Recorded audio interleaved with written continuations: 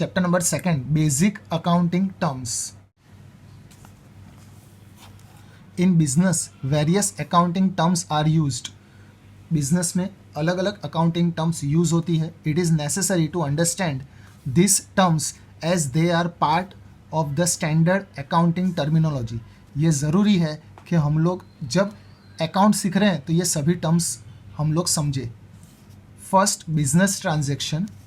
The term business transaction means a financial transaction और economic event entered into by two parties that initiate the accounting process of recording it in the books of account of an enterprise. Business transaction हम लोग कहेंगे ऐसे financial transaction जो पैसे से related होते हैं, और इकोनॉमिक इवेंट जो दो पार्टियों के बीच में होता है। वो प्रोसेस स्टार्ट कैसे होता है? जैसे हम लोग अकाउंट में कुछ भी रिकॉर्ड करना स्टार्ट करते हैं, हमारी जो बुक्स ऑफ अकाउंट होती है उसमें हम लोग रिकॉर्ड करना स्टार्ट करते हैं, वैसे ही अकाउंटिंग प्रोसेस स्टार्ट हो जाता है। It is a financial event. ये एक फाइनेंशियल इवेंट है express in terms of money, जो पैसे से हम लोग एक्सप्रेस करते हैं, which brings a change in the financial position of an enterprise, जिससे एंटरप्राइज की फाइनेंशियल पोजीशन में कुछ ना कुछ चेंज दिखाई देता है। स्टेटिंग differently, it is an agreement between two parties involving transfer और एक्सचेंज ऑफ गुड्स और सर्विस। तो हम लोग इसको ऐसे भी कह सकते हैं कि ये एक एग्रीमेंट है दो पार्टियों के बीच में, जिसमें ट्रांसफ़र और एक्सचेंज इन्वॉल्व होता है गुड्स और सर्विस का। एग्जाम्पल दिया है, example of business transaction are sales of goods. या तो हम लोग गुड्स सेल करते हैं या तो हम लोग गुड्स परचेस करते हैं, purchase of goods. Receive from debtors, जिसके पास से हमें पैसे लेने उसको कहते हैं डेटर्स, या तो वो हमें पैसे देगा। पेमेंट टू क्रेडिटर्स, जिसको हमें पैसे देने वो हमारे लिए क्रेडिटर कहलाएगा। या तो हम लोग गुड्स सेल करेंगे या तो गुड्स परचेस करेंगे, या तो पैसे मिलेंगे या तो पैसे पे करेंगे। परचेज और सेल ऑफ फिक्स्ड एसेट्स, जो हमारे पास एसेट्स होते हैं या तो परचेस करते हैं या तो सेल करते हैं। Payment of interest, payment of dividend etcetera, हम लोग इंटरेस्ट पे करते हैं या डिविडेंड पे करते हैं। Dividend means one type of interest ही होता है। ये सभी ट्रांजेक्शन में पैसे इन्वॉल्व होते हैं और ये सब ट्रांजेक्शन दो पार्टियों के बीच में होता है, तो वो सबको हम लोग कहते हैं business transaction. Characteristics of a business transaction. First, it is concern with money और मनी वर्थ ऑफ गुड्स और सर्विसेज। बिजनेस ट्रांजेक्शन हम लोग एक्सप्रेस कर सकते हैं मनी से, जो भी गुड्स परचेस करते हैं, गुड्स सेल करते हैं, सर्विस देते हैं या सर्विस लेते हैं, तो ऐसे कोई भी गुड्स और सर्विस जो पैसे से हम लोग मेजर कर सकते हैं वो बिजनेस ट्रांजेक्शन कहलाते हैं। It arises out of transfer of exchange of goods and service. ये आता कैसे, ये होता कैसे? या तो हम लोग गुड्स और सर्विस ट्रांसफर करते हैं या तो फिर एक्सचेंज करते हैं। It brings about a change in the financial position. जब बिजनेस ट्रांजेक्शन होता है तो फाइनेंशियल पोजीशन चेंज होती है, या तो एसेट्स इंक्रीज डिक्रीज होता है या तो लायबिलिटीज इंक्रीज डिक्रीज होती है। It has an effect on the accounting equation of any business firm. कोई भी बिजनेस फर्म होगा उसकी जब हम लोग अकाउंटिंग इक्वेशन बनाएंगे तो बिजनेस ट्रांजेक्शन की अकाउंटिंग इक्वेशन पर भी इफेक्ट होती है। इट हैज़ ड्यूअल एस्पेक्ट्स और two sides, receiving debit and giving credit of the benefit. इसमें दो साइड्स हम लोग अप्लाई करते हैं, एक डेबिट और एक क्रेडिट। डेबिट में रिसीविंग आता है, क्रेडिट में गिविंग आता है।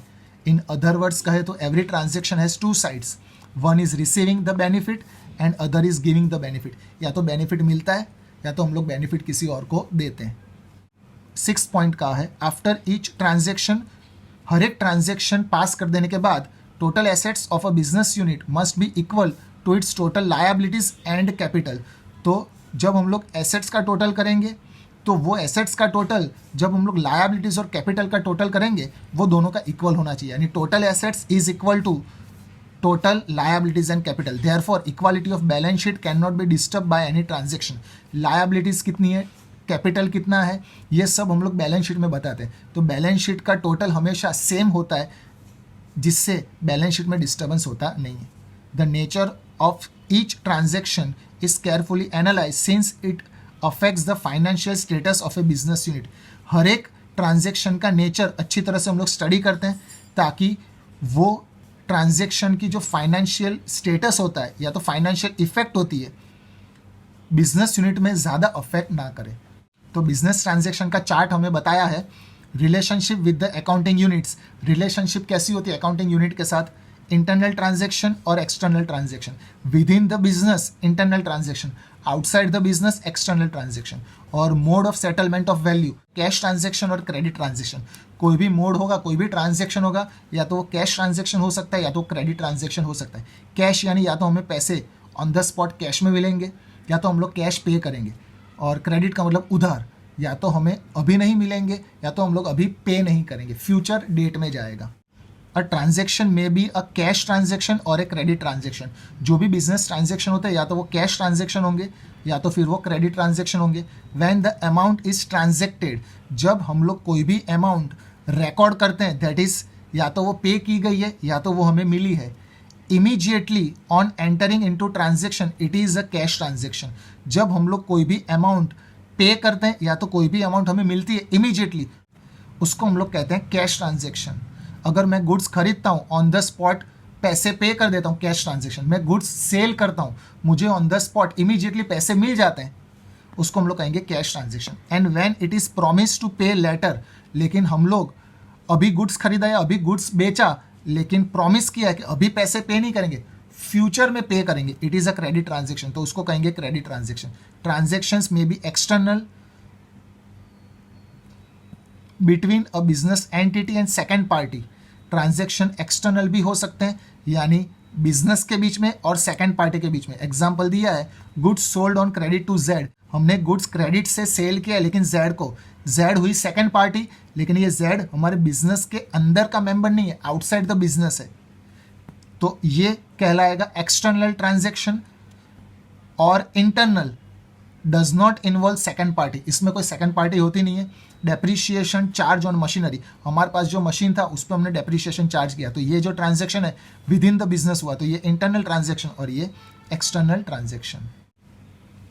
Second, account, it is a record of transaction. ये एक ट्रांजेक्शन का रिकॉर्ड है जिसमें कैश ट्रांजेक्शन भी आ जाते हैं, क्रेडिट ट्रांजेक्शन भी आ जाते हैं, under a particular head of account, जिसमें हम लोग अलग अलग टाइप के अकाउंट्स तैयार करते हैं। एग्जाम्पल दिया है, salary, telephone expense, electricity expense etcetera, ये सभी एक्सपेंस है, ये सभी को हम लोग सेपरेट अकाउंट भी कह सकते हैं।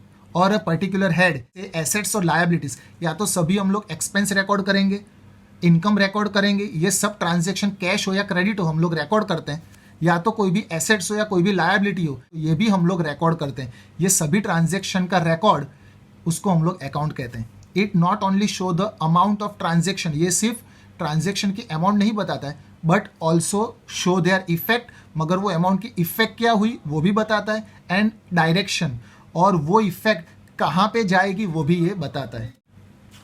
Third, capital, capital is the amount invested in an enterprise by the proprietor in case of proprietorship और by partners in partnership business.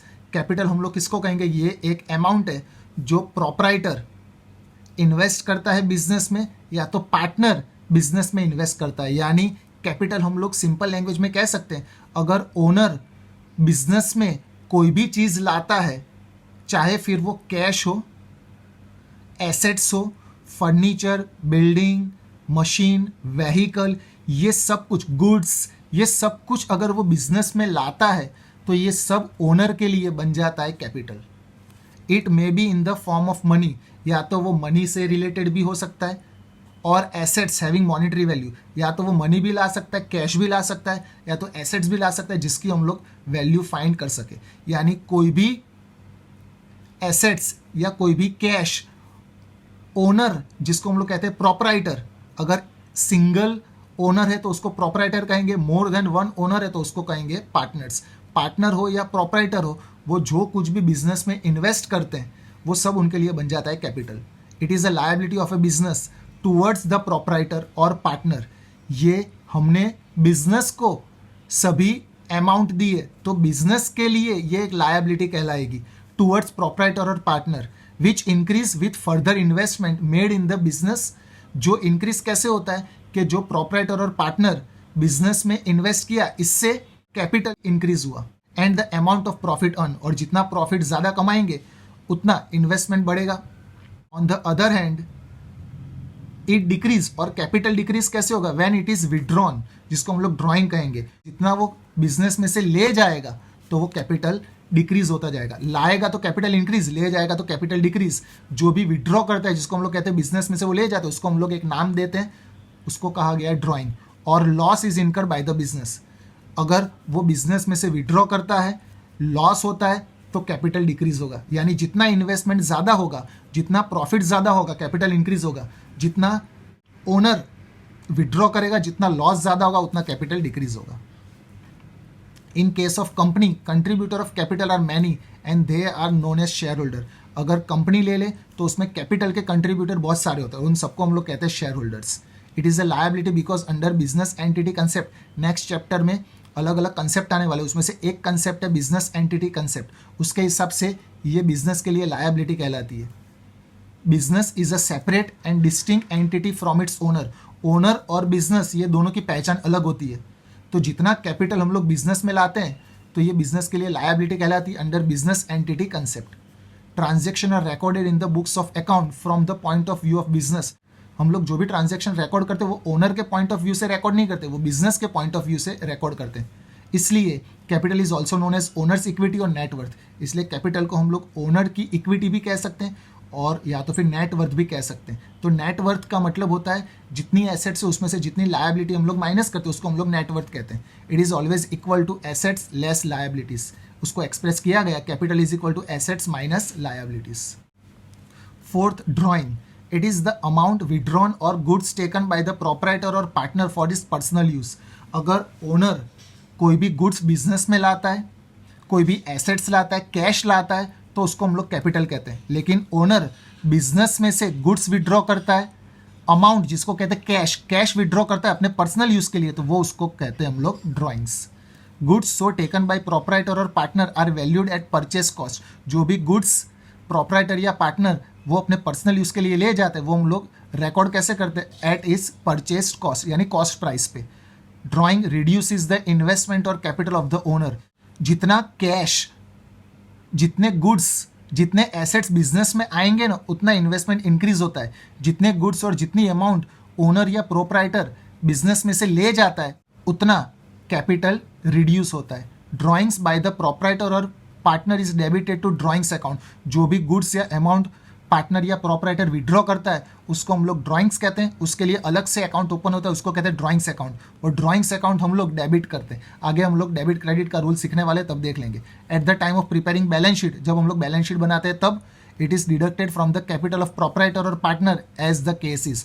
अगर कैपिटल दिया है तो वो हम लोग कैपिटल में से ड्रॉइंग माइनस करके बता देंगे।